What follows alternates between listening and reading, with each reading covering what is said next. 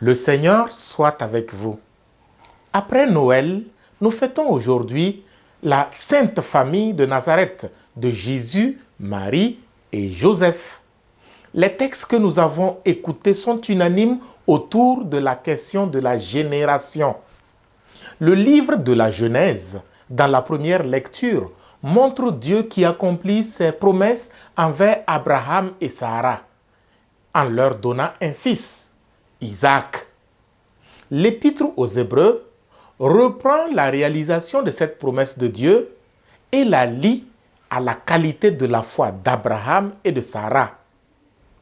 Dans l'Évangile, c'est Jésus qui est présenté au temple, conformément aux recommandations de la tradition pour un garçon premier-né.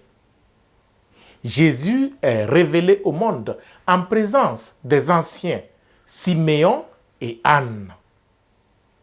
La famille ainsi présentée est conforme à celle voulue et établie par Dieu depuis la création du monde. Il les créa hommes et femmes, et ils sont naturellement ouverts à la procréation et à la génération des enfants qui permettent à l'humanité de se maintenir. Ce cadre divin, immuable par essence, est aujourd'hui violenté et bafoué par des hommes et des femmes qui, ayant refusé consciemment la foi, se sont opposés à Dieu. Ils se substituent même à lui, proposant des modèles insensés de famille où la relation homme-femme n'est plus indispensable. Pis encore, la procréation et la génération des enfants, pour eux, est devenue un jeu au bout des instruments de la science, quand celle-ci décide de jouer la mauvaise partition en égarant l'humain. Un monde qui nie la famille dans sa constitution fondamentale, homme-femme, ouverte à l'accueil naturel des enfants, ce monde-là est un monde monstrueux, appelé à disparaître. Ce discours-là ne plaît pas à beaucoup de personnes, hélas. Mais tout prêtre, conscient de l'objectif de sa consécration, devrait le tenir, car on n'a pas tué les vrais prophètes pour rien.